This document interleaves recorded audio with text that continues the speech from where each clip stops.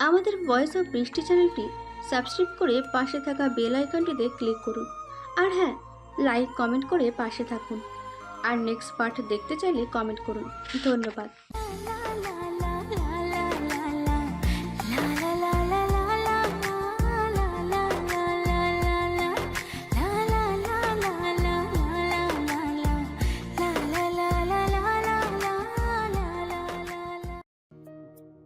ছোটবেলায় আমি আর দাদা ভাই ওখানে খেলতাম।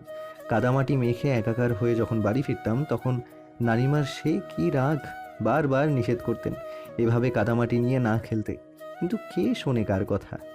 আমরা তো খেলবই, মার্বেল, ক্রিকেট, আরও কত রকমের খেলা আমাদের। একদিন ক্রিকেট খেলতে গিয়ে দাদাভাই এত জোরে বল ছুড়ল, সোজা আমার বুকে এসে লাগলো। আমি আর নিঃশ্বাস নিতে পারি না। নানি ভয়ে কাঁদতে কাঁদতে হসপিটালে নিয়ে গেলেন। ডাক্তার বলল ভাগ্য ভালো, বেঁচে গেছি। নানা ভাই বাসায় ছিলেন না, খুলনায় বিশেষ কাজে গিয়েছিলেন, এজন্য নানির ভয় বেশি। হসপিটাল থেকে বাসায় আসার পর ওই দিনই ডিক্লেয়ার করে দিলেন ওখানটায় দোলনা বসানো হবে। আমরা কত রিকোয়েস্ট করেছি আমাদের খেলার জায়গাটা নষ্ট না করতে, কিন্তু না, আমাদের কথা একদমই শোনা হলো না। বানানো হলো এই দোলনা। কত শত স্মৃতি এই জায়গাগুলো জুড়ে। আমরা নেই, কিন্তু আমাদের স্থান দখল করে আছে ইউষা। ইউষাকে? দাদা ভাই মানে আমার মামাতো ভাই ইয়াদের ছেলে। ভেতরে চলো, তার সাথেও পরিচয় করিয়ে দেব। মৃদু হেসে সুপ্তকে নিয়ে বাড়ির ভেতর গেল নীন্দ্র। কলিং বেল বাজানোর পূর্বে সুপ্ত জিজ্ঞেস করলো, সব ঠিকঠাক আছে তো? মাথায় কাপড় দাও। এত বড় বাড়িতে মানুষ মাত্র 4 জন। নীন্দ্রর নানা ইব্রাহিম হোসেন, তার স্ত্রী আঞ্জুম হোসেন, ইব্রাহিম সাহেবের নাতবউ নিধি ও তার ছেলে ইউষা ইয়াদ। নিধি ইব্রাহিম সাহেবের বড় ছেলে মুদাসসিরের একমাত্র পুত্র, ইয়াদ ইব্রাহিমের স্ত্রী। বসার ঘরে পুরো পরিবারের বিশাল একটা ছবি টাঙানো। ছবির দিকে এক ধ্যানে তাকিয়ে সুপ্ত চেনার চেষ্টা করলো কে কোনটা। তার মনোযোগ ভঙ্গ হলো এক কমল হাতের স্পর্শে। ঘাড় ঘুরিয়ে দেখলো নানি আঞ্জুমান। আঞ্জুমানই প্রথমে কথা বললেন। এসো বসো বুবু। সুপ্তর হাত ধরে সোফায় বসিয়ে দিলেন উনি। নিদ্র পেছনে নানা ভাইয়ের হাত ধরে তার সাথে কথা বলতে বলতে আসছে। ওদের আসতে দেখে আঞ্জুমান নিদ্রকে উদ্দেশ্য করে বললেন, মাশাআল্লাহ, চাঁদের টুকরো বিয়ে করে এনেছে নানু ভাই। এত মায়া আমার নাত বউয়ের মুখে, চোখ আমার জুড়িয়ে গেল। হঠাৎ প্রশংসায় লজ্জায় মাথা নিচু করে ফেলল সুপ্ত। কর্ণলতির গাল টসটসে গাল হয়ে গেল নিমেষেই। নিদ্র ওর অরক্তিম বদন দেখে ঠোঁট চেপে হাসতে লাগলো। ইব্রাহিম সাহেব ওপাশের সোফায় বসে হাসতে হাসতে বললেন, তুমি তো নাতবউকে লজ্জা ফেলে দিলে আঞ্জু। মা, লজ্জা কি? সুন্দরের প্রশংসা করব না? আমরা তো নিজেরই মানুষ, এভাবে লজ্জা পেতে আছে বাবু? সুপ্তর চিবুকে হাত দিয়ে বললেন আঞ্জুমান। সুপ্তর লজ্জার সীমানা আকাশ ছই ছই। না পেরেও আঞ্জুমানের বাহুতে মুখ লুকিয়ে ফেলল। ওর এহেন কাণ্ডে আঞ্জুমান হো হো করে হেসে উঠল। মাথায় হাত বুলিয়ে বলল, পাগল মেয়ে। কি খবর নিদ্র, কেমন আছো? সুপ্তর পেছন থেকে মিষ্টি একটা নারী কণ্ঠ ভেসে আসলো। তড়িৎ সকলের চোখ গেল তার দিকে। নিদ্র সহাস্যে জবাব দিল, একদম দারুণ। তোমার কি অবস্থা ভাবি? এই তো চলছে। নতুন বউ এসেছে? সোফায় বসে থাকা সুপ্তর উদ্দেশ্যে করে বলল নারীটি।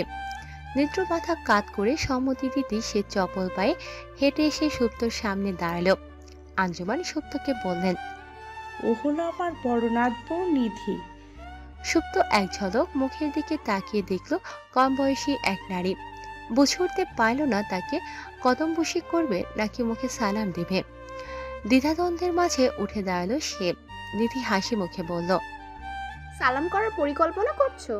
আমার কিন্তু বয়স এতটাও বেশি নয়, মুখে সালাম দিলেই হবে। তার কথায় সুপ্তের ঠোঁটের কোণে হাসির রেখা দেখা দিল। মুখে সালাম দিয়ে নর্মাল আলাপচারিতায় সেরে নিল সে। ইব্রাহিম তাড়া দিয়ে বললেন, ওদের ঘরে নিয়ে যাও বড় নাতবউ, এতটা পর জার্নি করে এসেছে, কিছু খাওনি হয়তো। যাও যাও নানু ভাই, ফ্রেশ হও গিয়ে। ভাবি, ইউষা কোথায়? ও ঘুমায়। এই অসময়ে? কয়েকদিন ধরে জ্বর বাচ্চাটার, ওষুধ খাচ্ছে আর সময়ে অসময়ে ঘুম। তা তুই কেন এখানে শুয়ে পড়লি নানু? শান্তিনিকেতনে সব জায়গাতেই শান্তি নানি। আলাদা করে ঘরে যাওয়ার দরকার পড়বে না। ফাজিল, বউটা যে ক্লান্ত শরীরে একা একা বসে আছে, তাকে তো ফ্রেশ হতে হবে। যা, ঘরে যা বউ নিয়ে। নিদ্রর মাথায় হাত বুলিয়ে দিয়ে বললেন আঞ্জুমান। নিদ্র উঠে বসে ওর নানির হাত দুটো হাতের মুঠোয় নিয়ে নিজের গালে চেপে ধরে বলল, তোমাদের খুব মিস করেছি মা। আমরাও তোকে খুব মিস করছি। আদ্র গলায় বললেন আঞ্জুমান। ইব্রাহিম সাহেব চোখ ভরে দেখছেন ব্যস্ততার দেয়ালে চাপা পড়ে সেই পুরনো পারিবারিক মিলবন্ধন। আজ নিদ্রকে ছোট্টবেলার নিদ্র মনে হচ্ছে। চোখের পর্দায় ভাসে ফেলে আসা দিনগুলোর টুকরো টুকরো স্মৃতি। এভাবেই তো নানির দুহাত নিজের গালে ঠেকিয়ে মা মা করে ডাকত ছেলেটা। সময় কত দ্রুতই না গড়িয়ে যায়। সন্ধ্যার একটু পরেই দেখা হলো উইশার সাথে। 4.5 বছর বয়সী মিষ্টি একটা বাচ্চা ছেলে। সুপ্তকে দেখা মাত্র দুহাত বাড়িয়ে দিল। মামুনি, কোলে নাও। উইশা ইন্ট্রোভার্ট মতন, অপরিচিত কারোর সাথে মিশতে পছন্দ করে না। হাজার চেষ্টা করেও নিধি তাকে বাইরের বাচ্চাদের সাথে খেলতে পাঠাতে পারে না। অথচ আজ সুপ্তকে দেখে নিজে নিজেই তার কোলে উঠবার বায়না করল। নিধি তো অবাক। সুপ্ত মুচকি হেসে উইশাকে কোলে তুলে নিল। নিধি জিজ্ঞেস করল, ইউষা মামুনিকে চিনতে পারলে কি করে? মামুটি নিয়েছে। আরে নিদ্র, এ তো ম্যাজিক। যে ইউষা অপরিচিত কাউকে দেখলেই আমার আঁচলের তলায় লুকিয়ে থাকে, সে নিজে থেকে সুপ্তর কোলে উঠে গেল। আসলে আমার বউটাই ম্যাজিকাল, যার সামনে পড়ে সেই ভালোবেসে ফেলে, তাই না মামা? সুপ্তর পাশে এসে দাঁড়িয়ে উইশার গাল টেনে দিল নিদ্র। উইশা মাথা নেড়ে সুপ্তর কাঁধে মাথা রেখে আদুরে স্বরে ডাকল, মামুনি। সুপ্ত উইশাকে পরম মমতায় আগলে নিয়ে ওর গালে চুমু খেয়ে জবাব দিল। বলো বাবাটা। উইশা অবশ্য আর কিছু বলল না, চুপচাপ সুপ্তর কাঁধে মাথা রেখে রইল। নিধি ওদের তাগাদা দিয়ে বলল, চলো তোমরা খাবে। খুব কম সময়ে উইশা আর সুপ্তর বন্ধুত্ব হয়ে গেল। উইশা একমাত্র সুপ্ত ছাড়া থাকছে না। ওর হাতে খাবার খেলো, ঔষধ খেলো। নিধিওকে কয়েকবার নিতে এলে তার সাথেও গেল না। সুপ্ত বলল, থাকো আমার কাছেই। উইশাকে নিয়ে সুপ্তর খাওয়া দাওয়া কমপ্লিট করলো। সকলের সাথে বসে আড্ডাও দিল। ওদিকে নিত্র নানা ভাইকে ঘুম পাড়িয়ে নিচের ঘরে চলে আসলো। ক্লান্তিটা এখন উপলব্ধি করতে পারছে। জানালার থাই খুলে টেনে দিয়ে বিছানায় গড়িয়ে পড়ল সে। ঘড়ির কাঁটা 12টার ঘরে পড়া মাত্রই ড্রয়িং রুমের বড় দেয়াল ঘড়িটা ঢং ঢং করে বেজে ওঠে সময় জানান দিল। আঞ্জুমান গল্প থামিয়ে বললেন, দেখছো কত রাত হয়ে গিয়েছে, বুঝতেই পারিনি। সমস্যা নেই, আমার আপনার সাথে গল্প করতে ভালোই লাগছে। সারাদিন জার্নি করে আসলে রাত জাগার ঠিক হবে না বুবু। আমরা কাল গল্প করব, তুমি ঘুমোতে যাও। ইউষাকে আমার কাছে দাও। উইশা তড়িৎ বিরোধিতা করে উঠল। সে যাবে না। সে আজ সুপ্ত মামুনির কাছে ঘুমোবে। কোনো কিছু করেই তাকে মানানো যায় না। ছেলের এমন কাণ্ডে নিধি বেশ লজ্জা পেয়ে গেল। সুপ্তর হাত ধরে লজ্জিত ভঙ্গিতে বলল, সরি বোন, আমার ছেলেটার জন্য তোমাকে এত ঝামেলা পোহাতে হচ্ছে। ইউজুয়ালি ও কারোর কাছেই যায় না, কিন্তু আজ তোমায় কেন যে ছাড়তে চাইছে না বুঝতেই পারছি না। ইউষা আব্বুটা আসলে মামুনি ঘুমাবে না। শেষ চেষ্টা স্বরূপ উইশাকে কোলে নেবার চেষ্টা করল নিধি, কিন্তু গা মুচড়ে সরে গিয়ে সুপ্তর গলা জড়িয়ে ধরল সে। সুপ্ত ওর পিঠে আদর করে নিধির উদ্দেশ্যে বলল, ইটস ওকে ভাবি, আমি মাইন্ড করিনি। আর ঝামেলা কি, আমার বরং ভালোই লাগছে ইউষাকে নিয়ে টাইম স্পেন্ড করতে। এত ভদ্র একটা বাচ্চা, দেখলেই আদর পাচ্ছে। ডোন্ট ওয়ারি, আমি ডিস্টার্ব ফিল করছি না একদমই, বরং বাহানা করছিলাম ওকে কাছে রাখার। মামুনি ঘুম। উইশা আদরে সরে বলল সুপ্তকে। সুপ্ত আর নিধির সাথে কথা বলতে পারল না। আঞ্জুমান আর নিধির থেকে বিদায় নিয়ে ওকে কোলে করে ঘরের দিকে পা বাড়ালো। ভীষণ টায়ার্ড থাকায় বিছানায় গা দেওয়া মাত্রই ঘুমিয়ে পড়েছে নিদ্র। সুপ্ত রুমে এসে দেখে নিদ্র ঘুম। সন্ধ্যার ওর গায়ে ব্ল্যাঙ্কেট জড়িয়ে দিয়ে উইশাকে নিয়ে সোফায় বসে পড়ল। উইশা তখনও ওর গলা জড়িয়ে রেখেছে। সুপ্ত ওকে দুপায়ে বসিয়ে গলা থেকে হাত ছাড়িয়ে বুকে নিয়ে গুনগুন করে ঘুম পাড়ানি গান করে ঘুম পাড়াতে লাগলো। নিধি টাইম মেনটেন করে চলতে পছন্দ করে। উইশাকেও সে রুটিন মেনে চলতে শেখাচ্ছে। সময় মতো খাওয়া, গোসল, ঘুম। উইশা রাত 10টার মাঝে ঘুমিয়ে পড়ে, কিন্তু আজ দেরি হয়ে গেল। সুপ্তর উষ্ণ স্পর্শ আর মিষ্টি স্বরের গুনগুনানো উইশাকে দ্রুতই ঘুমের সাগরে নিমজ্জিত করে ফেলল। সুপ্তর গলার কাছটায় জামা শক্ত করে চেপে ধরে ঘুমিয়ে পড়ল সে। এদিকে সুপ্তর চোখে ঘুম নেই। গ্রাম অঞ্চলে শীতের সময় 9টা বাজলেই রাত। এখন তো 12টা পার হয়েছে। পুরো এলাকা জুড়ে নিস্তব্ধতা নেমে এসেছে, তার সাথে বাড়িটাতেও। থেকে থেকে ঘড়ির কাঁটায় টিক টিক শব্দ ছাড়া আর কোনো শব্দ কানে আসে না সুপ্তর। বিছানায় তার পরম প্রিয় মানুষটা গভীর ঘুমে তলিয়ে, কোলে একটা ছোট্ট বাচ্চা, সেও শান্তির ঘুম ঘুমোচ্ছে। সুপ্তর কাছে সবকিছু কেমন অন্যরকম মনে হচ্ছে। রাত্রির গভীরতা বাড়ার সাথে সাথে তার মনেও এক অদ্ভুত বাসনা তীব্র থেকে তীব্রতর হচ্ছে। মা হবার বাসনা। কে জানে কেন আজ উইশাকে কাছে পাওয়ার পর থেকে সুপ্তর ভেতরে মাতৃত্বের স্বাদ জেগে উঠেছে। খুব করে জানতে ইচ্ছে হচ্ছে কবে তার কোল ছুঁড়ে এমন মিষ্টি একটা প্রাণ আসবে। তুলতুলে দেহ, যেন তুলোর ন্যায়, ছোট ছোট চোখ, নিদ্রার মতন প্রশস্ত কপাল, বাঁশির মতন চিকন ছোট্ট রাগ, পাতলা ঠোঁটজোড়া আর আদুরে গলা। ভাবতে ভাবতে ঘুমন্ত উইশাকে নিয়ে বিছানার দিকে গেল সুপ্ত। ওকে এক হাতে জড়িয়ে আস্তে করে নিদ্রার পাশে শুয়ে পড়ল। কিছুক্ষণ পর উইশাকে ওদের দুজনের মাঝে শুইয়ে দিয়ে ওর গালে চুমু খেয়ে ফিসফিসিয়ে বলল, তোর মতো তুলতুলে একটা বাবু আমার কবে হবে রে? প্রত্যুত্তরে উইশা তো কিছু বলল না, কিন্তু নিদ্র ঠিক বলল ঘুম জোয়ানো কণ্ঠে, সময় হোক, আপনা থেকেই হয়ে যাবে। তুমি জাগলে কখন? তুমি আমার পাশে শোয়া মাত্র। চোখ খুলে বলল নিদ্র। সুপ্ত ওর এক হাত নিদ্রর গালে ঠেকিয়ে আহ্লাদে স্বরে শোধালো, আমাদের একটা বাবু কবে হবে বলো না? হবে হবে, উফ, কবে সেটা? তুমি যখন একটা ধাঁধার উত্তর দিতে পারবে। কোন ধাঁধা?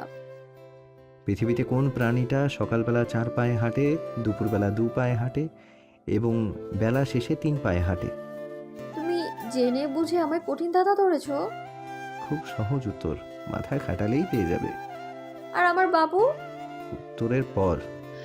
ঠোঁট চেপে হেসে ব্ল্যাঙ্কেটটা ভালোভাবে মুড়িয়ে নিল নিদ্র।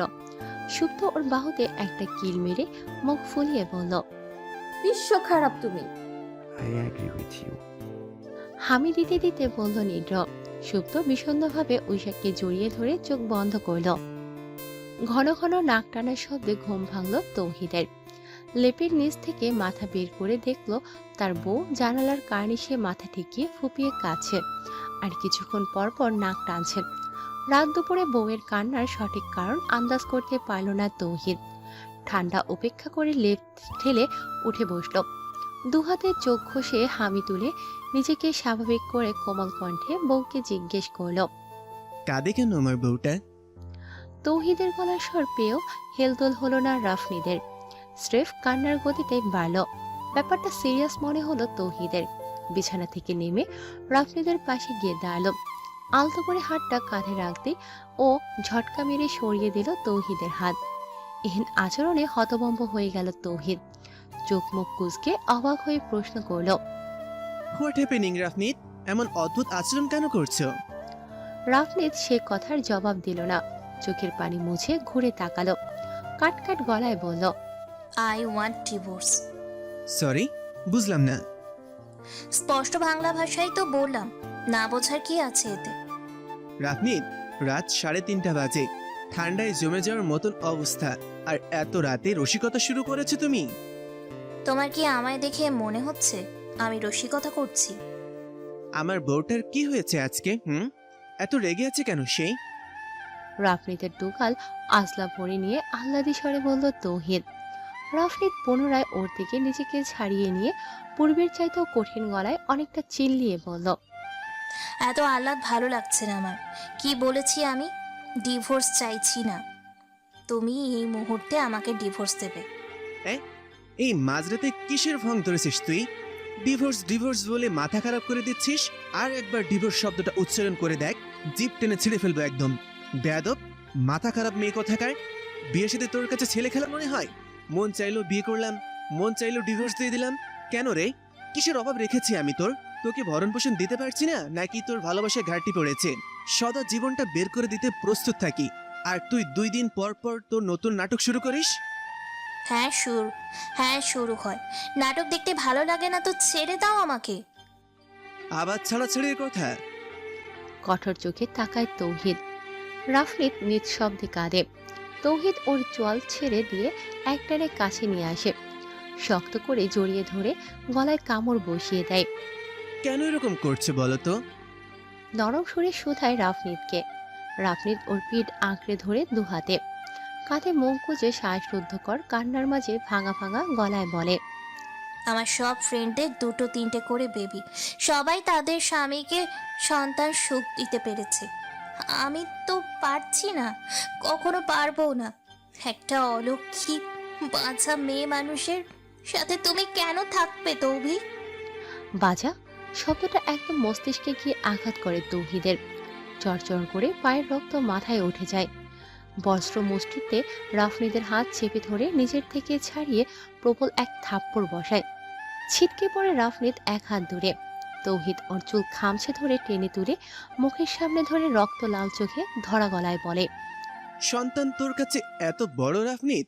আমার ভালোবাসার কোনোই মূল্য নেই? প্রতিনিয়ত ডিভোর্সের নাম নিয়ে নিজেকে বাজে কথা বলে ইনসিকিউর হয়ে আমার ভালোবাসাকে এভাবে অপমান করিস? আমি আজ কথা বলার ভাষাই হারিয়ে ফেলেছি রাফনিত। তুই ডিভোর্স চাস তো? ঠিক আছে, তাই হবে। বংশধর নিয়ে তোদের সবার এত চিন্তা, তোকে ডিভোর্স দিয়ে একটা ফার্টিল মেয়েকে বিয়ে করব। ভাত ছড়ালে যেমন কাকের অভাব হয় না, তেমন আমি তাওহিদ টাকা ছড়ালে মেয়ের অভাব হবে না। বউ বাচ্চা নিয়ে তোদের সামনে গিয়ে দাঁড়াবে তাওহিদ, আই প্রমিস। রাফনিদকে ছেড়ে দিয়ে ঘর ছেড়ে বেরিয়ে যায় তৌহিদ। যাওয়ার সময় ঘরের দরজার গায়ের জোরে একটা লাথি বসায়। রাফনিদ মাটিতে ধপ করে বসে পড়ে, করতলে মুখ লুকিয়ে ব্যাকুল হয়ে কাঁদে। হাওয়া শূন্য নিস্তব্ধ রাত্রিতে প্রতিধ্বনিত হয় ওর কান্নার শব্দ। এদিকে তৌহিদ আধার ছাপিয়ে পিচঢালা রাস্তায় হেঁটে চলে উদ্দেশ্যহীন। নিয়ন আলোগুলো টিম টিম জ্বলতে জ্বলতে নিভে যায়। তৌহিদের কেবল মনে হয় ওর জীবনের আলোগুলো এভাবেই নিভে যাচ্ছে একে একে। রাগ ক্ষোভের বহিঃপ্রকাশ করতে গলা ফাটিয়ে চিৎকার করে। প্রকারণ্য শব্দ তার দেয়াল ভেদ করে দূর দূরান্তে পৌঁছে যায় ওর আত্মচিৎকার। হাঁটু মুড়ে বসে ও রাস্তার মাঝখানে টপ টপ করে অশ্রু ঝরে পড়ে চোখ থেকে। আপন মনেই বলে, যে জীবন কেবলমাত্র ব্যর্থতায় ভরা, সে জীবন রেখে কি লাভ বল? আঞ্জুমান নিদেশও হাঁটতে বেরিয়েছে সুপ্ত। কিছুক্ষণ পর নিদ্র জয়েন করলো ওদের সাথে। সুপ্ত দেখলো ওর কোলে ঐশা। ঐশাকে একদম জ্যাকেট, টুপি, জুতো, হাত মোজা পরিয়ে প্যাকেট বানিয়ে ফেলেছে। কাপড়ের ভারে নড়াচড়াই করতে পারছে না ঐশা। সুপ্তকে দেখে গোমরা মুখে বলল, মামুনি, আমাকে ফেলে এসেছিলে কেন? তুমি তো ঘুমোচ্ছিলে বাবা, আর বাইরে এত ঠান্ডা। ও, সুপ্তর উত্তর শুনে চোখ মুখের অন্ধকার ভাবটা ওর সরে গেল। নিদ্রর কাঁধে মাথা এলিয়ে দিয়ে চুপচাপ রইল, আর কিচ্ছু বলল না। নীতি ছেলের দিকে করুণ চোখে তাকিয়ে আছে। ছেলেটার নীরবতা একদম ওর বাবার মতন। ইয়াদি পুনরায় ফিরে এসেছে ওর জীবনে ঐশা হয়ে। আঞ্জুমান নিদ্রর কোল থেকে ঐশাকে নিয়ে ঈষৎ হেসে বললেন, ঐশোকে নিয়ে এসে ভালোই করেছিস। আমরা এখন ওর ফেভারিট ডাল পরোটা খাবো, তাই না দাদু ভাই? ঐশা ঘাড় কাত করে সম্মতি দিল এবং আস্তে আস্তে হেঁটে গিয়ে নিধির একটা আঙুল ধরে বলল, চলো জামাল মামার দোকানে। নিধি ওর মাথায় হাত বুলিয়ে বলল, চলো। হাঁটতে হাঁটতে একটু পর ঐশা সুপ্তর তর্জনী চেপে ধরল। দুমায়ের মাঝখানে হাঁটতে তার খুব ভালো লাগছে। নিজের ভালো লাগাটা যদিও বা প্রকাশ করল না। নিদ্র তার নানির বাহু জড়িয়ে হাঁটছে। আঞ্জুমান যেন বুঝতে পারলেন নাতি তাকে ধরেছে যাতে সে পড়ে টরে না যায়। নিমিষের মুখ কালো হয়ে গেল তার। থমথমে মুখে বললেন, তোর কি মনে হয় আমি বুড়ো হয়ে গিয়েছি, হাঁটতে পারবো না? এভাবে চেপে ধরেছিস কেন? আরে সুন্দরী, কে বলেছে তুমি বুড়ো হয়েছো? বুড়ো হোক তোমার শত্রু, আমি তো তোমার হাত ধরেছি একটা কোম্পানির জন্য। দেখছো না আমার বউ ছেলে পেয়ে আমাকেই ভুলে গিয়েছে। একলা আমি, আমারও তো সাপোর্ট প্রয়োজন। মন খারাপের ভান করে বলল নিদ্র। ওর বলার ভঙ্গিমায় আঞ্জুমান হেসে ফেললেন, মাথা নেড়ে বললেন, পাগল একটা। সুপ্তরা খানিক সামনে বলে ঠিকঠাক শুনতে পেল না। তাছাড়াও দুজা মিলে গল্পে মশগুল। এদিকে কান দেওয়ার সময় আছে? নিদ্র আশা করেছিল এমন পিঞ্চিং শুনে অন্তত ফিরে তাকাবে, কিন্তু না, সে ঘুরে বালি। একটা দীর্ঘশ্বাস ছেড়ে সে নানির সাথেই টুকটাক কথা চালিয়ে গেল। সুপ্ত ইয়াদের ব্যাপারে শুনছে নিধির কাছে। ইয়াদ হলো নিধির একমাত্র ফুপির ছেলে। খুব কম বয়স থেকে তাদের প্রণয়ের সম্পর্ক। দু পরিবারে জানাজানি হয় নিধির এসএসসি পর। নিধির মা সম্পর্কটা মানতে চান না। তার মতে আত্মীয়দের মধ্যে সম্বন্ধী সম্পর্কে গড়তে নেই, এতে সম্পর্ক খারাপ হয়, আবার বাচ্চা কাচ্চারও সমস্যা। শ্বশুরবাড়ির ফ্যামিলিতে যে সবাই মেনে নেয় তাও না।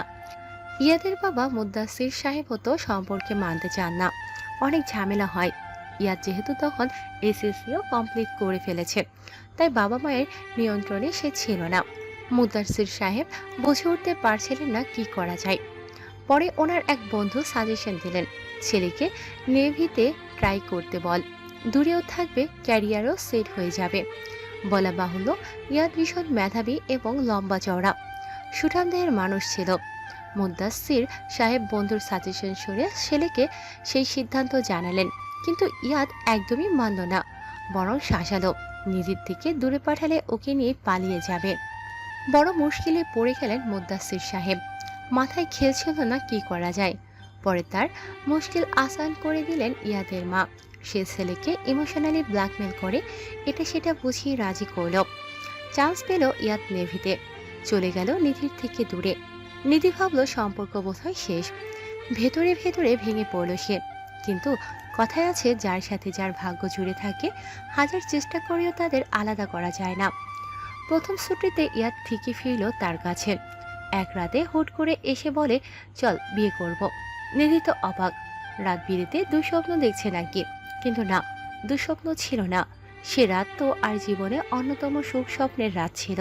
নিধির এখনো মনে আছে, প্যাস্টেল গ্রিন কালারের একটা জর্জেট থ্রি পিস পরে তার বিয়ে হলো। অজানা ভয়ে কাঁপছিল নিধি, এতই ভয় ছিল যে মাথার কাপড় অবধি দিতে ভুলে গিয়েছিল। ইয়াদি তার মাথায় সুন্দর করে ওড়না পরিয়ে দিল, ভরসার হাত কাঁধে রাখলো। কাঁপতে কাঁপতে রেজিস্ট্রি পেপারে সাইন করলো নিধি। আশ্চর্যের ব্যাপার, সাইন করা মাত্র তার সব ভয় গায়েব। সে রাতের কথা মনে পড়লে সর্বদা একরাশ ভালো লাগার অনুভূতি ঘিরে ধরে নিধিকে। সুপ্ত জিজ্ঞেস করল, পরিবার থেকে মানলো কবে? ইউষা পেটে আসার পর ওর বাবার সাথে লুকোচুরির সম্পর্ক চলল আরও 6 বছর। ততদিন আমিও অনার্স 3rd ইয়ারে উঠে পড়িয়েছি। বিভিন্ন জায়গা থেকে সম্বন্ধ আসছে। আমার পুনরায় মনে ভয় বসে গেল। আমি ওর বাবার সাথে যোগাযোগ করার ট্রাই করলাম, বাট পারছিলাম না। খুবই প্রার্থনা করছিলাম। একদিন হুট করে অসুস্থ হয়ে পড়ি।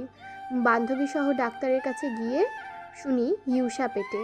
4 মাস হয়ে গেছে। আমি বুঝতেই পারিনি। আসলে এত টেনশনে নিজের দিকে তাকানোর সময়ই পেতাম না। ভয় পাইনি আমি। ওই দিনে বাসায় এসে সব জানিয়েছি। মারও খেয়েছিলাম অনেক। আমার ছোট্ট চাচু আবার আমায় খুব আদর করতেন। তিনি সবটা শুনে সেদিন ইউষার দাদুকে খবর দিলেন। আমি আমার বিয়ের সব ডকুমেন্ট সাক্ষী দিলাম। আর এই ছেলেটার জন্যই ও বাড়িতে ঠাঁই আমার। কিন্তু মা বাবা আমার থেকে মুখ ফিরিয়ে নিলেন। ইউষার বাবার সাথে এর মাঝে 2-1 বার যোগাযোগ হয়, কিন্তু জানায়নি বাবু সম্পর্কে। ও বাসায় এসে আমায় এই অবস্থায় পেয়ে তো অবাক। সেদিন প্রথম আমি ওর চোখে অশ্রু দেখি, আনন্দের অশ্রু। বাবু ডেলিভারি হওয়ার 2 দিন আগে ধুমধাম করে বিয়ে হয় আমাদের। সংসারে আমাদের খুব সুখের ছিল, জানো তো। কিন্তু নিয়তি বড়ই নিষ্ঠুর। ইউষার 2য় জন্মদিনে ওর বাবা কার অ্যাক্সিডেন্টে সারা জীবনের জন্য আমাদের থেকে হারিয়ে যায়।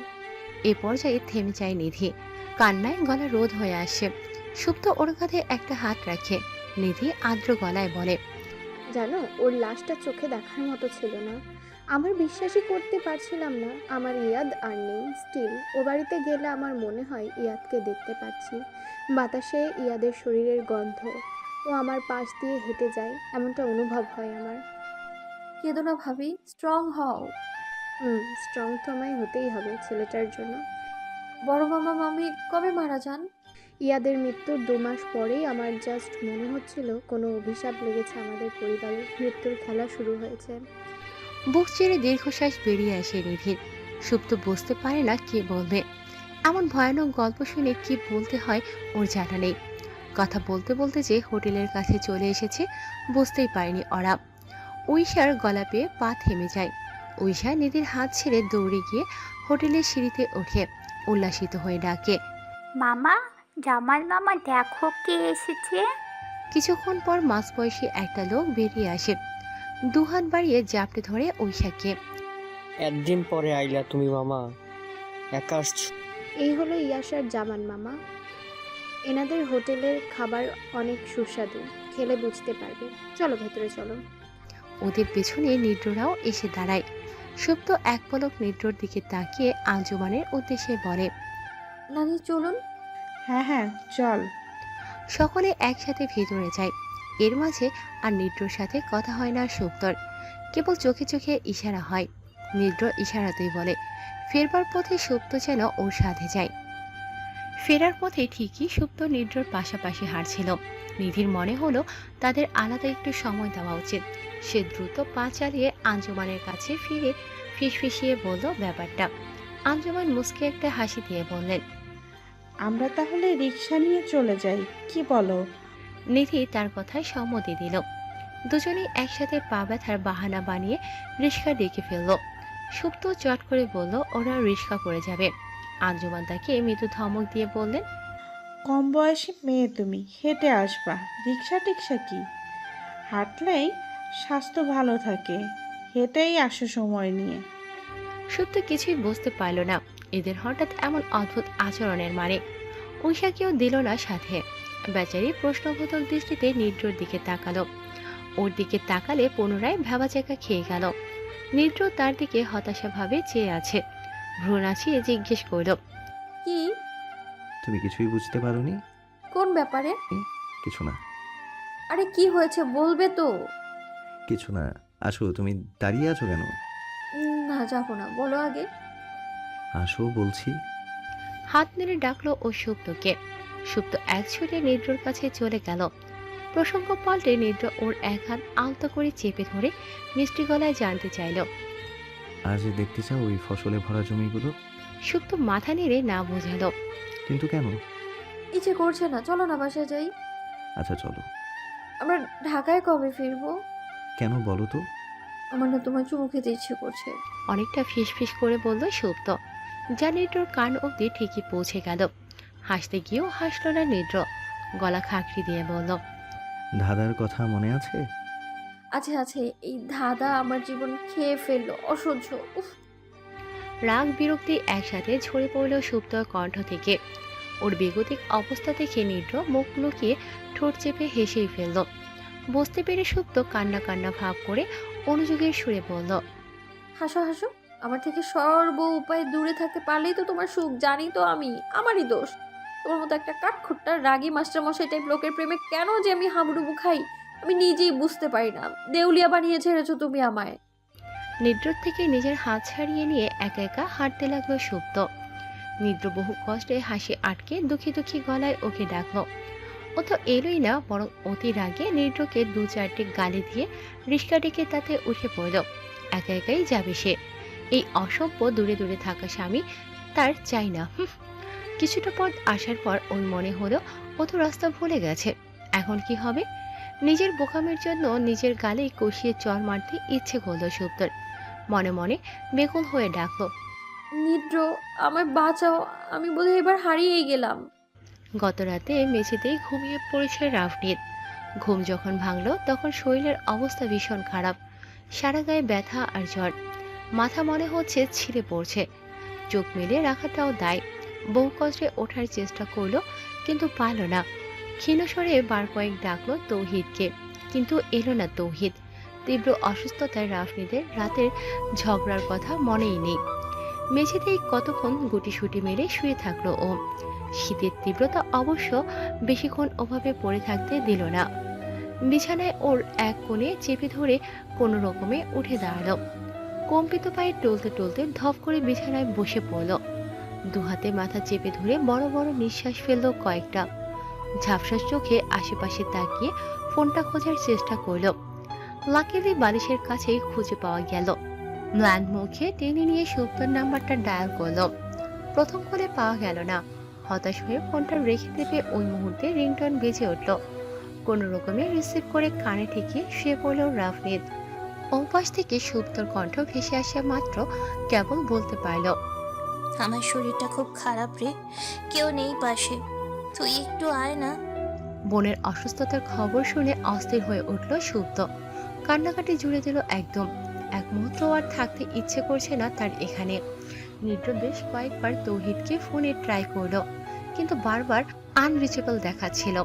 ব্যর্থ হয়ে ঢাকায় ফেরার সিদ্ধান্ত নিতে হলো। নিদ্রার নানা মন খারাপ করে বসে রইলেন। আঞ্জুমান সুপ্তর মাথায় হাত বুলিয়ে সান্ত্বনা দিচ্ছিলেন। তিনি সাজেশন দিলেন রাফনিদের কাছে এই মুহূর্তে কাউকে পাঠাতে। নিদ্র তড়িৎ নুহাকে কল করে পাঠালো রাফনিদের কাছে। কাপড় চোপড় লাগেজে ভরাই ছিল, বাকিটা নিতে বেশি লেট হলো না।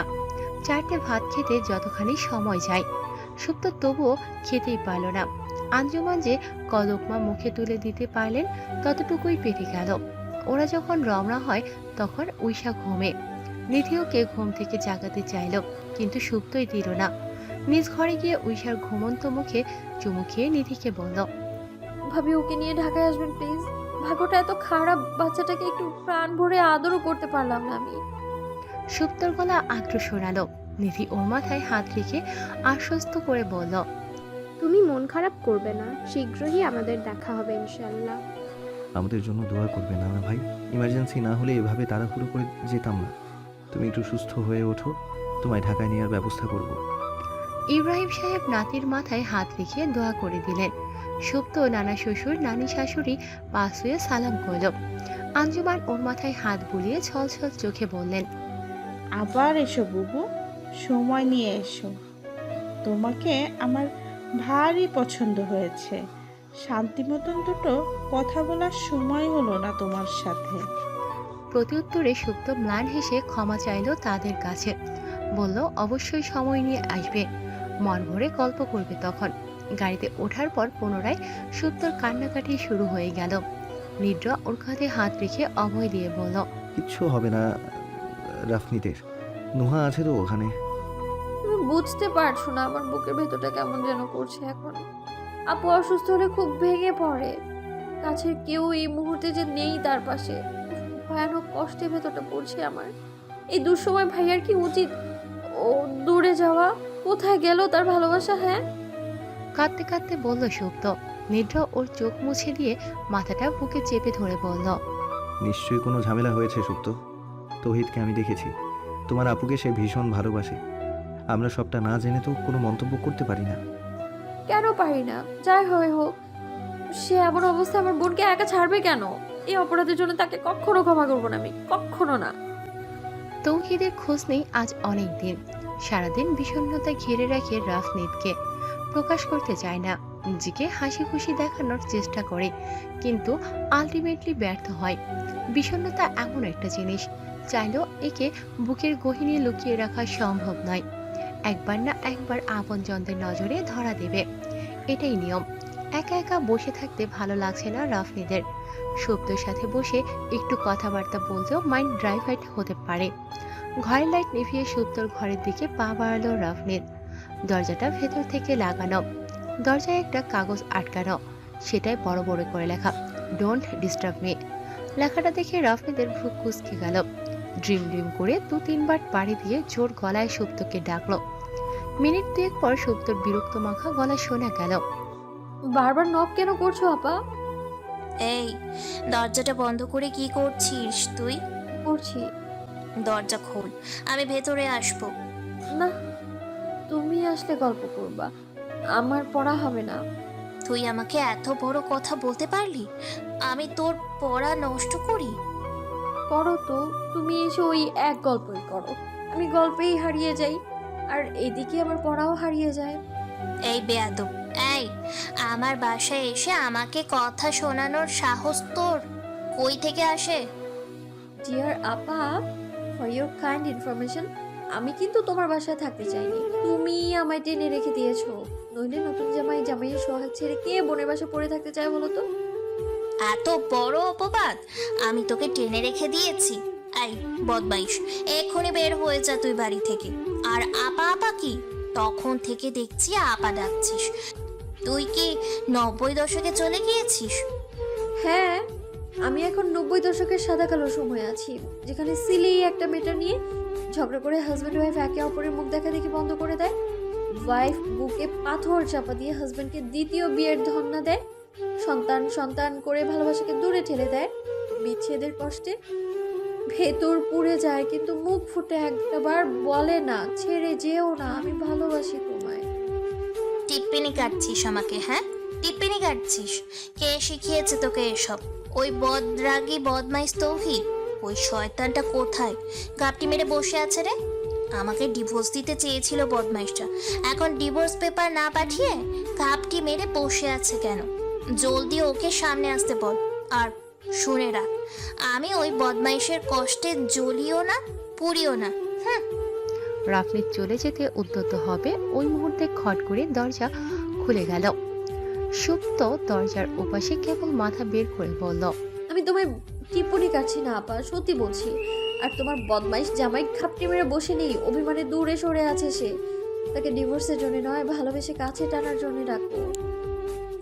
আমি ডাকলেই বদমাইশটা কেন আসবে? কারণটা আমার চাইতে ভালো তুমিই জানো আপা। ডাকবো কিভাবে? কোথায় আছে জানি নাকি? খোঁজো তাকে, মন দিয়ে খোঁজো। কথায় আছে না, খুঁজলে স্রষ্টাকেও পাওয়া যায়। সে তো স্রষ্টার সৃষ্টি মানুষ মাত্র। মাত্র? মাত্র নয়, সে সব চাইতে অমূল্য, আমার ভালোবাসা। বিড়বিড় করে বলল রাফনিদ। সুপ্ত হেসে ফেলল। রাফনিদের দিকে আরেকটু ঝুঁকে ফিসফিসিয়ে বলল, ভালোবাসাকে ভালোবাসার দৃষ্টি দিয়ে খোঁজো আপা। পেয়ে যাওয়ার পর এমন বাঁধনে আটকাও যেন কোনো প্রকার মান অভিমান সম্পর্ককে ছুঁতেও না পারে। সন্তানের আশা কখনোই ভালোবাসার ঊর্ধ্বে হতে পারে না আপা, বরং সন্তান একটা সেতু বন্ধন, বাবা মায়ের ভালোবাসা আরো দৃঢ় করার সেতু বন্ধন। শোনো আপা, সৃষ্টিকর্তার উপর ভরসা রাখো। তিনি যখন অমূল্য সম্পদ হিসেবে ভালোবাসা দান করেছেন, একদিন কোলও ভরে দিবেন। তুমি শুধু ওনার করা প্রদত্ত উপহারটাকে হেলায় হারিও না। সুপ্তর কথা শুনে রাফনিদ শব্দ করে কেঁদে উঠল। কাতর স্বরে বলল, তুই কি আমাকে সাহায্য করবি? ভালোবাসার লড়াই সর্বদা একা লড়তে হয়। তুমি তাকে কষ্ট দিয়েছো, কষ্ট লাঘবের উপায়টাও তুমিই খুঁজবে। তবে আমি এতটুকু বলে দিতে পারি, তুমি একা একাই যদি তাকে খুঁজে পাও, এক যুগ পরে হলেও সে সকল অনুরাগ ভরে তোমায় আপন করে নেবে। তোমার ভালোবাসার পরীক্ষা শুরু মনে করো তুমি। হোপলেস হও না, আস্থা রাখো সৃষ্টিকর্তার প্রতি, তোমার ভালোবাসার প্রতি। All the best. রাফনিদের চোখের পানি মুছে দিল সুপ্ত। অনিমা তার ভাই জামালের সাথে বসে আছে অফিসের কেবিনে। জামাল চিন্তামগ্নভাবে বসে, আর অনিমা নতুন অরফানেজের স্টাফ আর বাচ্চাগুলোর নামের লিস্ট দেখছে। ওইসব দেখার ফাঁকে মাঝে মধ্যে ভাইয়ের দিকে তাকাচ্ছে। ভাই যে কোনো কিছু নিয়ে দুশ্চিন্তা করছে তার নজর এড়াচ্ছে না অনিমার। বোধহয় আন্দাজ করতে পেরেছে ব্যাপারটা কি। বেশ কিছুক্ষণ এভাবে কেটে যাওয়ার পর আর চুপচাপ বসল না অনিমা। ফাইল রেখে ভাইকে সরাসরি প্রশ্ন করল, কি ব্যাপার? কি নিয়ে চিন্তা করছো জামাল ভাই? জামাল সাহেব মুখ তুলে তাকালেন। প্রশ্নটা হয়তো বা তিনি ভালোভাবে শুনতে পারেননি। অনিমা পুনরায় জিজ্ঞেস করল, কি হয়েছে তোমার? কি নিয়ে চিন্তা করছো? অনিমা বোন আমার, তুই সত্যি করে বলতো, তুই কি সুপ্ত বৌমাকে মন থেকে মেনে নিয়েছিস? এতদিন বাদে এই প্রশ্ন কেন? না মানে মানে ওর মামা তোর সাথে যা করেছে, যে ঘটনার কারণে তোর পুরো জীবনটা পাল্টে গেল, তার ভাগ্নিকে তুই এত সহজে ছেলের বউ করে আনলি। সুপ্ত আসাদের ভাগ্নি, মেয়ে তো নয়। আর জীবন থেকে অনেকটা সময় কেটে গিয়েছে জামাল ভাই। অতীত আঁকড়ে পড়ে থাকলে মানুষ কখনোই সামনে এগিয়ে যেতে পারে না। ও আমার সাথে যেটা করেছে সেটা চাইলেও আমি ভুলতে পারবো না, কিন্তু সেটাকে কেন্দ্র করে ছেলে মেয়েদের সুখ কেড়ে নেব, তাও তো ঠিক না, তাই না? হ্যাঁ তা ঠিক, তবে আর কোনো তবে কিন্তু পরন্ত নেই জামাল ভাই। এতটা বছর তোমাদের সাথে আছি, আমার মাঝে পরিবর্তন কি লক্ষ্য করছো না? আমি আর আগের অনিমা আছি। সেটা বলিনি রে বোন। তুমি নিশ্চিন্তে থাকো, ওইসব মনে রেখে ছেলের জীবন নষ্ট করব না। ছেলেটা আমার সুখে থাক, ওর সুখে তো আমার সুখ। মিষ্টি করে হাসল অনিমা। বোনের হাসি দেখে জামাল সাহেবও কিঞ্চিত হাসলেন, যার অর্থ দাঁড়ায়, একদম ঠিক বলেছিস তুই। কিন্তু মনে মনে দোদুল্যমান অবস্থাটা জারি রইল। অনিমার কথাটা বিশ্বাস করতে চাইলেও ঠিক বিশ্বাসযোগ্য মনে হলো না তার কাছে। বোনকে সে ভালো মতোই চেনে। স্বভাব যে তার 1 ইঞ্চিও পরিবর্তন হয়নি তা খুব ভালোভাবেই জানে সে। হ্যাঁ, পরিবর্তন সেট এতটুকুই হয়েছে। পূর্বে আকাঙ্ক্ষিত জিনিসটি না পেলে সকলের সামনে তা ধ্বংস করে দিত, কিন্তু এখন তা লোকচক্ষুর আড়ালে করে। বোন যে কত বড় স্বার্থবাদী এবং ভয়ানক তা তো জামাল সাহেবের চাইতে আর ভালো কেউ জানে না। এর কারণেই তো এক সময় এই পর্যায়ে চিন্তাটাকে থামিয়ে দিলেন জামাল সাহেব। চেয়ার ঠেলে উঠে বোনের উদ্দেশ্যে বললেন, তাইলে তুই থাক, আমি তোর ভাবিকে নিয়ে একটু ডাক্তারের কাছে যাব, কেমন? অনিমা মাথা নেড়ে সম্মতি দিলেন। জামাল সাহেব বেরিয়ে যাবার পর তার ঠোঁটের কোণে পুরাতন সেই বক্র হাসি ফুটে উঠল। টেবিল গ্লোভটা ঘোরাতে ঘোরাতে আপন মনেই বলল, এত সহজে তো আমি আমার ব্যর্থতাগুলো ভুলি না ভাইজান। আমার সাজানো গোছানো জীবন ঠিক যেই মুহূর্তে এসে থেমে গিয়েছিল, অনুরূপ সুপ্তর জীবনটাও থেমে যাবে। যে রক্ত অশ্রু প্রতিনিয়ত আমি ঝরিয়েছি, সেই অশ্রু সুপ্তর চোখ থেকেও ঝরবে। আফটার অল ওই বেইমানের বংশেরই তো সন্তান সে। চোখ শক্ত হয়ে এলো অনিমার। হাতের গ্লোভটার দিকে এক দৃষ্টিতে তাকিয়ে রইল। ছোট্ট কাচের টুকরোটাতে যেন অতীতের ঘটনাগুলো একে একে প্রদর্শিত হয়েছে। হারিয়ে গেল অনিমা আজ থেকে 30 বছর আগের ঘটনায়। 1991 সালের কথা। খুলনা জেলা শহরে থাকতে এলো সুখী এক পরিবার। 2 ছেলে, ছেলের বউ এবং 1 মেয়ে নিয়ে বাবা মায়ের সংসার। 2 ভাইয়ের 1 বোন। খুব আদরের সে। কোনো কিছুরই অভাব নেই জীবনে। যখন যা চায় তাই পেয়ে যায়। মাত্র এসএসসি পাশ করেছে সে। ইচ্ছে নামি দামি এক কলেজে পড়বে, কিন্তু এখানে তো সে নতুন, কিছুই চেনে না। তাহলে খোঁজ নেবে কার থেকে?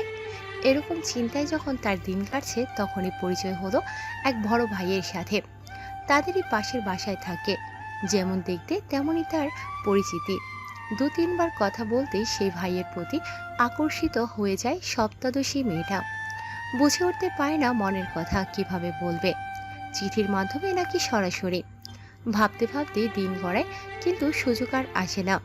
সৃষ্টিকর্তার কাছে প্রার্থনা করে যে কোনো উপায়ে তাদের মিলন করে দিতে। সৃষ্টিকর্তা হয়তোবা তার কথা শোনেন। এক সময় ঠিকই সে সুযোগ পায় মানুষটাকে আপন করার। সেসব দিকে আপন করতে পারে বলা বাহুল্য। ছেলে এবং মেয়ে দুজন অন্য কেউ নয়, আসাদ অনিমাই। কোনো এক সন্ধ্যায় অনিমা ডায়েরির পাতা ছিঁড়ে তাতে গোটা অক্ষরে লিখে, আমি আপনাকে ভালোবাসি প্রিয়তম, ভীষণ ভালোবাসি। আপনি আমায় প্রেমিকা স্বরূপ গ্রহণ। ভয় লজ্জায় আড়ষ্ট হয়ে আসাদের বাসায় যায়।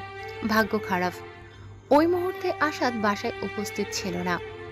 তার হাতে তো চিঠিটা দিতে পারে না, কিন্তু সকলের অগোচরে ওর ঘরে গিয়ে পড়ার টেবিলে ওর বইয়ের নিচে চাপা দিয়ে রেখে আসে। বাসায় ফিরে বেশ কিছুক্ষণ ভাবনা চিন্তায় পর মন হয়, উত্তেজনার বসে কাজটা করা ঠিক হয়নি। যদি আশা তোকে বকা দেয়, ওদের সম্পর্কটা যদি খারাপ হয়ে যায়, তবে দুশ্চিন্তা এবং উৎকণ্ঠায় কাটে অনিমার রাত। পরের দিন ভয়ে ভয় করে কলেজে যায়। ক্লাসেও ঠিকঠাক মনোযোগ দিতে পারে না। 2 পিরিয়ড পরে ছুটি নিয়ে বাড়ির দিকে হাঁটা ধরে।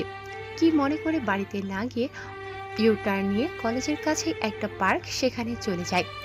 উদাসভাবে বসে থাকে এক বেঞ্চে। কিছুক্ষণ পর ভূত দেখার মতন চমকে ওঠে। অনাকাঙ্ক্ষিত মানুষটা ওর সামনে বসা। ভ্রু কুঁচকে নিজের হাতে একটা চিমটি কাটে। চোখ বড় বড় করে অবিশ্বাসের দৃষ্টিতে তাকিয়ে থাকে। আসাদ হাসতে হাসতে প্রশ্ন করে, কি বিশ্বাস হলো আমি সামনে আছি? ও বোকার মতন মাথা ওপর নিচ করে। আসাদ শব্দ করে হেসে ওঠে। পকেট থেকে কি যেন একটা বের করে। অনিমা কৌতূহলী চোখে দিকে তাকিয়ে দেখে ওর লেখা চিঠিটা। হৃদস্পন্দন দ্রুত হয় তার। তেতো ঢোক গিলে জড়সড় হয়ে বসে থাকে। আসাদ ওর ইতস্ততা বুঝতে পারে। হাসি থামিয়ে রেখে গলা খাঁকড়ি দেয়। চেহারায় গাম্ভীর্যতা ফুটিয়ে প্রশ্ন করে, এটা কি তুমি রেখে এসেছিলে কাল? অনিমার তরফ থেকে কোনো জবাব আসে না। মৃদু ধমক দেয় আসাদ। কথা বলছো না কেন? আমি আপনাকে সত্যি ভালোবাসি। বয়স কত তোমার? 18। আমার বয়স কত জানো? 26। 8 বছরের ব্যবধান তোমার আমার। কড়া আঙুলের সমান মেয়ে তুমি। আমাকে প্রপোজ করো। ভালোবাসা কি অপরাধ? বয়সে ছোট হলে ভালোবাসা যাবে না, কি বলেছে? ভালোবাসা বিশারদ হয়ে গিয়েছো যে বড়। এই মেয়ে, আমায় ভালোবাসার একটা কারণ বলো। যদি যুক্তিসঙ্গত কারণ দর্শাতে পারো, তাহলে তোমার প্রপোজাল অ্যাকসেপ্ট করবো। ভালোবাসা ম্যাথ নয়, যেটা ইকুয়েশন দিয়ে বিশ্লেষণ করতে হবে। ভালোবাসায় যুক্তি বলতে কোনো শব্দ হয় না, আর না থাকে যুক্তিসঙ্গত কারণ। ভালোবাসা এমনি এমনি হয়ে যায়, এটা একটা ম্যাজিকের মতন। এসব আবেগের কথা রাখো, প্র্যাকটিক্যাল কথাবার্তা বলো। যা যেমন বয়স সে তো তেমন কথাই বলবে। আবেগের বয়সে আমি প্র্যাকটিক্যাল কথাবার্তা বলতে পারবো না নিশ্চয়ই। তাহলে এই বয়সে ভালোবাসতে এসেছো? আবেগটা একদিন নিরেট ভালোবাসায় পরিণত হবে, আমি বিশ্বাস করি। তার মানে আমার উপর তোমার স্রেফ আবেগ, ভালোবাসা নয়। সেটা কখন বলেছি? মাত্রই তো বললে। আমি আপনাকে বোঝানোর খাতিরে এমন করে বলেছি। মেয়ে তুমি সুবিধার না, মুখের ভেতরই কথা ঘোরাও। আপনি কি চাইছেন আমি লিখি? প্রিয়তম, আমি আপনাকে আবেগ করি। আপনি কি আমার আবেগকে ভালোবাসায় রূপান্তরের সুযোগটা দেবেন? হ্যাঁ, তাই লিখবে। আবেগ করে ভালোবাসার কথা লিখলে তো হবে না, যা ফিল করো তাই লিখবে, নইলে আমি সুযোগ দেব না। এমন মিথ্যাবাদী কথা ঘোরানো মেয়েকে কে সুযোগ দেবে? আমি আবেগ লিখলে আপনি আমাকে সুযোগ দেবেন? আমি কি বলেছি দেব? আশাদের কথায় মুখ ছোট করে ফেলে অনিমা। মাথা নিচু করে পায়ের বুড়ো আঙুল দিয়ে মাটিতে খোঁচায়। ওর চোখ অশ্রু সজল হয়ে উঠতেই শুরু করে। বসা থেকে উঠে দাঁড়ায় আশাদ। চিঠিটা ভাঁজ করে পকেটে ভরে হালকা কাশি দিয়ে এদিক ওদিক তাকিয়ে ক্ষীণ স্বরে বলে, প্রেম ভালোবাসার কথা মাথায় এনে পড়াশোনা নষ্ট করার দরকার নেই। পায়ের নিচের মাটিটা শক্ত করো আগে, তারপরে সব ভাবা যাবে। আপনি কি আমায় রিজেক্ট করলেন? আমি সময় দিলাম তোমাকে। কথাটা বলে আর এক মুহূর্ত দাঁড়ায় না সে। দ্রুত পার চালিয়ে বেরিয়ে যায় পার্ক থেকে। অনিমা মাথা তুলে তাকায়। তার চোখে মুখে অবর্ণিত ও আনন্দ খেলা করে। চোখের কার্নিশে জমে থাকা অশ্রুজল বাঁধন ছাড়া হয়ে গড়িয়ে পড়ে কপল বেয়ে।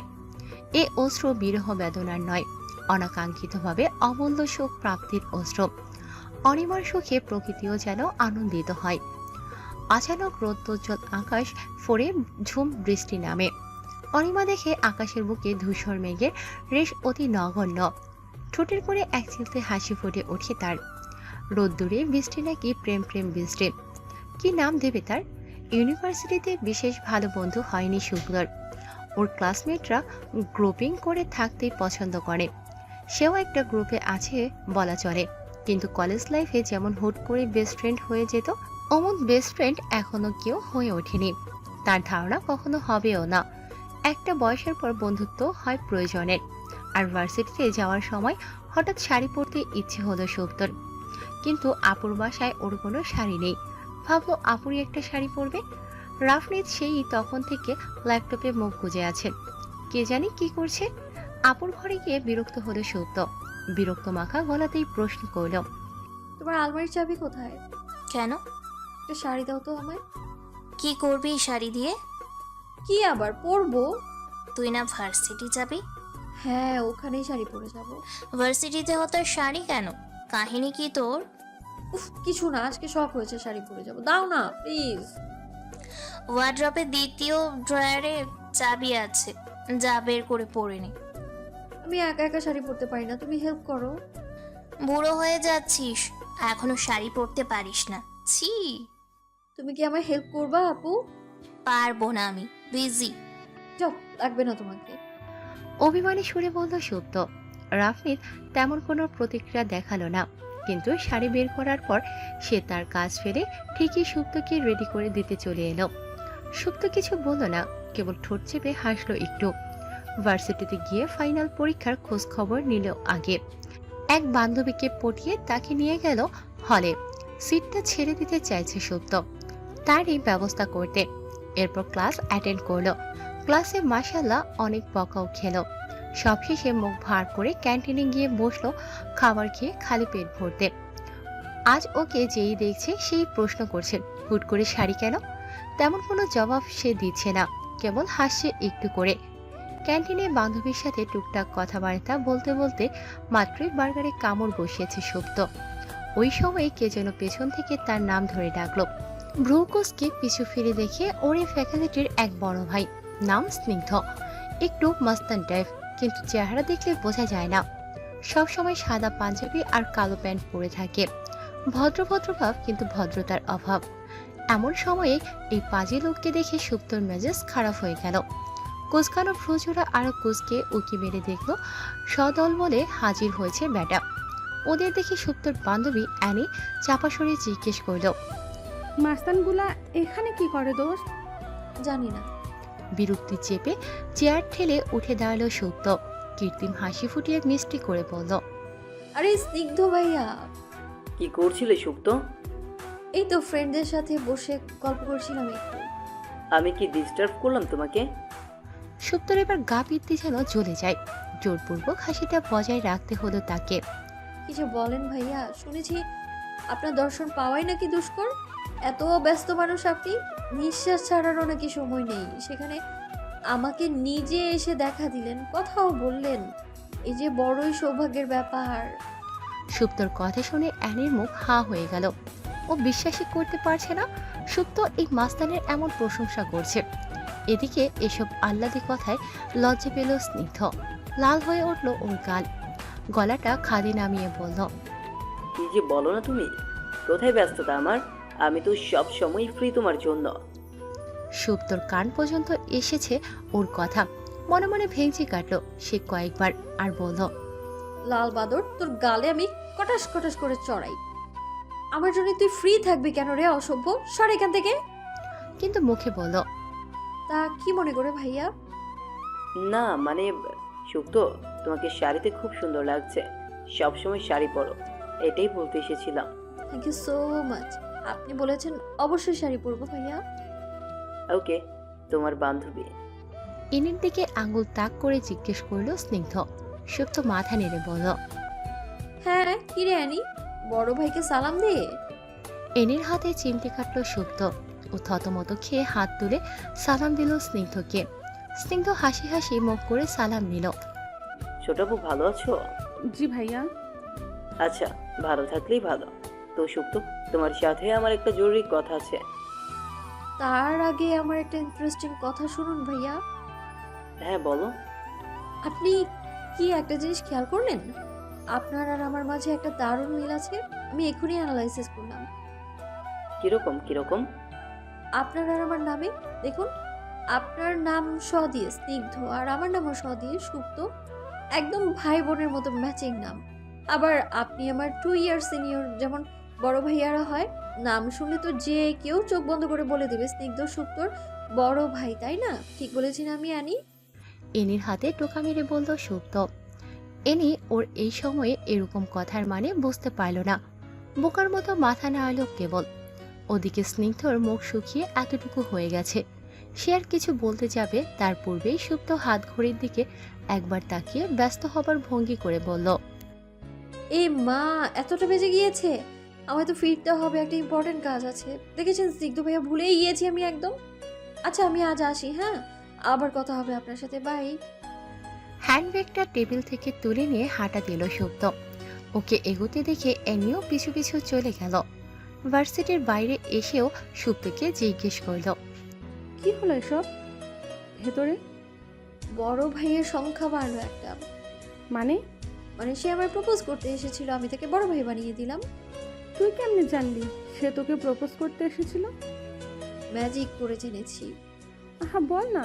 বুদ্ধু, সে আমার বেশ কয়েকদিন থেকেই ফলো করছিল, ভার্সিটিতে আবার নেটেও। আজ আসবো শুনে দলবলে কেমন হাজির হয়েছে দেখলি না? আজ প্রপোজই করতে এসেছিল। ছোকরাগুলো বারবার ইশারা করেছিল তাকে। আমি যখন দেখলাম সে পকেট থেকে ফুল বের করছে, তখনই বুঝে গেলাম ভাইয়া থেকে সাইয়া হতে চায় বেটা। তুই তার ইচ্ছা অপূরণ রেখে আপন ভাই বানিয়ে দিলি? Yes bro. কি জোস আইডিয়া রে তোর। আমাকে বস বলে ডাকবি এখন থেকে, ঠিক আছে? শিওর বস। স্যালুট করে বলল আরে। সুপ্ত ওর কাণ্ড দেখে খিলখিল করে হেসে উঠল। সেদিনের পর থেকে অনিমার জীবন এক অদ্ভুত স্বপ্নের মায়াজালে আটকা পড়ে। নিত্য নতুন কল্পনায় পরবর্তী দিনগুলোকে সাজাতে ব্যস্ত হয়ে ওঠে সে। দেখা যেত প্রায়শই পড়ার টেবিলে বসে সামনের জানালা দিয়ে সুদূর আকাশবাণী চেয়ে মনের ক্যানভাসে আঁকছে কোনো এক বৃষ্টিমুখর সন্ধ্যার দৃশ্য। বহুদিন বাদে দেখা করতে গিয়েছে প্রিয় মানুষটার সাথে। দু একটা কথা বলতে পারি কি পারে না, আকাশ ভেঙে নামে ঝুম বৃষ্টি। চমকে ওঠে দুজন।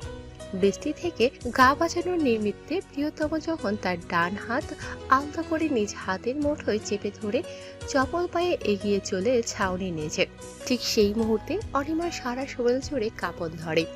মঞ্চ মিলে অভিশপ্ত খরা সরে গিয়ে ঝুপঝাপ প্রেম বৃষ্টি নামে।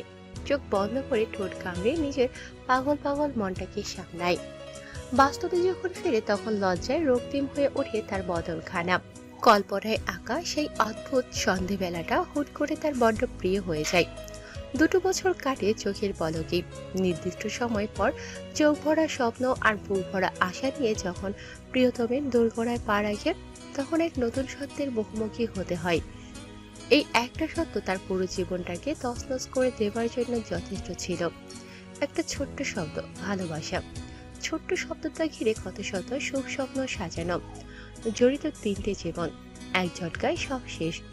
অতীতের স্মৃতিচারণ শেষে হাতের গ্লোভটা ছুঁড়ে ফেলল অনিমা। আক্রোশে টেবিলের উপর চাপড় দিয়ে আপন মনেই বলে উঠল, ভালোবাসা এত অবিসত্য কেন? ভালোবাসার দহনে যে পীড়া, তা কি পৃথিবীর কোনরূপ দহনে আরে আছে? নিদ্র অফিস থেকে ফিরল বিকেলে। ফিরেই যেতে চাচ্ছিল সত্যর কাছে, কিন্তু বাসায় বিভিন্ন ঝামেলায় আটকে পড়ায় আর হলো না। ফ্রি হলো সন্ধ্যার একটু পর। নিজের ঘরে যাওয়ার পর রাজ্যের ক্লান্তি এসে ভর করল শরীরে। 1-1.5 ঘন্টা না ঘুমালেই নয়। ফোনের অ্যালার্ম সেট করে বিছানায় গা এলিয়ে দিল। ঠিক 2 ঘন্টা ঘুম হলো তার। উঠে ফ্রেশ হতে হতে আরো 1 ঘন্টা। টাইমটা অবশ্য এভাবেই মেনটেন করে নিয়েছে ও। শীতের প্রকোপ অনেকটাই কমে গিয়েছে। এখন রাতের বেলা চাঁদের আলো স্পষ্ট দেখা যায়, আকাশের তারা গোনা যায়। বাইরে আজ চাঁদনি রাত। এমন একটা সময় নিঃসঙ্গতায় কাটাবে মনটা মানছিল না নিদ্রর। 11টার দিকে বাইক নিয়ে সে বেরিয়ে পড়ল রাফনিদের বাসার উদ্দেশ্যে। ইউনিভার্সিটি থেকে এসে বই নিয়ে বসেছে সুপ্ত। আজ অ্যাসিস্ট্যান্ট প্রফেসর ওকে খুব বকাঝকা করলেন। গ্রান্টি দিয়ে বললেন ও পরীক্ষায় ও ফেল করতে করতে রেকর্ড করবে। এসে থেকেই ভাবছে, পরীক্ষার দরজায় নক করছে, বইয়ের সাথে তো যোগাযোগই নেই। আস্তে আস্তে লক্ষ্য থেকে সরে যাচ্ছে সে। এমনটা চলতে থাকলে ভালো রেজাল্ট তো দূর, কটা সাবজেক্ট ফেল করবে তার হিসাব মেলাতেই হিমশিম খেতে হবে বোধ হয়। নিদ্রার সাথে আজ সারা দিন কথা হয়নি, ভালোই হয়েছে। যত কম কথা ততই ভালো। নিদ্রার ভয়েস শুনলেও ওর কাছে যেতে ইচ্ছে হয়। প্রেমিককে বিয়ে করে এই এক মুসিবত, সবসময় তার সান্নিধ্যে থাকতে ইচ্ছে করে। বই নিয়ে বসে এমন উল্টাপাল্টা চিন্তা মাথায় আসায় নিজের উপর বিরক্ত বোধ করতে লাগলো সুপ্ত। মনে মনে নিজেই নিজেকে বিরাট এক ধমক দিয়ে পড়ায় মনোযোগ দিতে বলল। আনফর্চুনেটলি পারল না। তার পূর্বেই কানে ভেসে এলো বাইকের শব্দ। বই ফেলে এক ছুটে ব্যালকনিতে গিয়ে দেখলো নিদ্র এসেছে। এই আশঙ্কাই করছিল মনে মনে।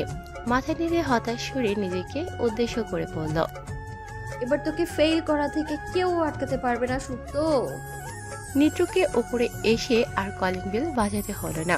দরজায় হেলান দিয়ে দাঁড়িয়ে আছে সুপ্ত, ঠোঁটে চিরচেনা মিষ্টি হাসি। নিদ্র ওকে দেখে ভ্রু রাজিয়ে ইশারায় জিজ্ঞেস করলো, কেমন আছো? জবাব না দিয়ে সোজা ও নিদ্রর গলা জড়িয়ে ধরে কাঁধে মাথা রাখলো। নিদ্র 2 হাতে ওর কোমর আঁকড়ে ধরে মৃদু হেসে শুধালো, বড় আপু ঘুমিয়েছে আপনার? আমি তো ভাবলাম আপনিও ঘুমিয়ে পড়েছেন ম্যাডাম। ইদানিং ম্যাডামের যা ব্যস্ততা, আমার সাথে কথা বলার মতো সময়ই নেই তার। আপনি কি খোঁজ নেন আমার বাবা মশাই? মাথা তুলে নিদ্রর চোখে চোখ রাখলো সুপ্ত। নিদ্রর মনে হলো বইয়ের মায়াবী আঁখি দুটি একরাশ অভিমান জমিয়ে রেখেছে। এক হাত দিয়ে ওর কপালের উপর পড়ে থাকা ছোট ছোট চুলগুলোকে কানের পিঠে গুজে দিয়ে আদর মাখা কণ্ঠে উত্তর দিল, ব্যস্ততা আমারও বেড়েছে জানো, চাকরিটা আর ভাল লাগছে না। নিজস্ব একটা আইটি ফার্ম করার চিন্তা ভাবনা করছি। হঠাৎ? ভেতরে চলো, পুরোটা খুলে বলি। আমি কিন্তু এইভাবে যাব। নিদ্রর জুতো পরা পায়ের ওপর ভর দিয়ে দাঁড়ালো সুপ্ত। নিদ্র মুচকি হেসে ওকে আগলে নিল। দরজা আটকে গুটি গুটি পায়ে প্রবেশ করলো ওরা ভেতরে। নিদ্রর এক কলিগ আছে, ইরাবতী। সে এই প্রথমে আইটি ফার্ম করার প্রস্তাব উপস্থাপন করেছে। ইনভেস্টমেন্ট হবে শেয়ারে। তার কথা হলো, এত কষ্ট করে ইঞ্জিনিয়ারিং পড়েছি, অন্যের আন্ডারে জব করার জন্য। এখন কর্মচারী না বস হওয়ার সময়। আত্মবিশ্বাস রেখে এগিয়ে যেতে হবে। পরিশ্রম করলে সবই সম্ভব। প্রস্তাবটা পছন্দ হয়েছে নিটোর। তার নিজেরই এই জবটা ভালো লাগছিল না। বস ভালো, এনভায়রনমেন্ট ভালো, কিন্তু নিজস্ব একটা পরিকল্পনা তো আছে। তাছাড়া ওর বন্ধু শৌখিন আজ বলল বিসিএস দেওয়ার জন্য। যদিও বা ইঞ্জিনিয়ারিং ভর্তি হওয়ার সময় থেকে লেখাপড়া চলমান অবস্থায় কখনো ও বিসিএস নিয়ে চিন্তা করেনি। সাধারণত ওই লাইনের স্টুডেন্টদের জন্য বিসিএস কম্পালসারি নয়। অধিকাংশ ইঞ্জিনিয়াররা প্রাইভেট ফার্মে চাকরি করতে পছন্দ করে। স্বাভাবিক স্যালারি যেখানে বেশি চাহিদা সেখানেই বেশি। কিন্তু বন্ধুর কথা শুনে হঠাৎ আজ মনে হচ্ছে ট্রাই করা উচিত ওর। সে জানে বিসিএস ছেলের হাতের মোয়ানো, প্রচুর পড়াশোনা করতে হবে, এনার্জি আছে পড়ার। তাছাড়া তার ব্যস্ততা দেখে যদি তার বউটার মাথা থেকে বাচ্চার ভূত নামে। এসব পরিকল্পনার কথা অবশ্য বলল না নিদ্র, স্রেফ আইটি ফর্ম আর বিসিএস দিতে চাইছে সেটা বলল। সব শুনে শুদ্ধ চোখ সরু করে তাকালো নিদ্রর দিকে, গম্ভীর সুরে বলল, বিজনেস পার্টনার একজন মেয়ে কেন? নিদ্র বোকা বনে গেল ওর কথা শুনে। এতটা সময় ধরে এতগুলো গুরুত্বপূর্ণ কথা বলল, ওর মনে উকি দিল এই একটা প্রশ্ন, বিজনেস পার্টনার মেয়ে কেন? হতাশ হলো নিদ্র, সাথে হাসিও পেল। সুপ্তের গালে হাত রেখে দুষ্ট হেসে বলল, জেলাস ফিল হয় আমার বউয়ের? অফকোর্স। নাও টেল মি, তোমার ইরাবতী দেখতে কেমন? দেখতে শুনতে তো মাশাআল্লাহ ভালোই।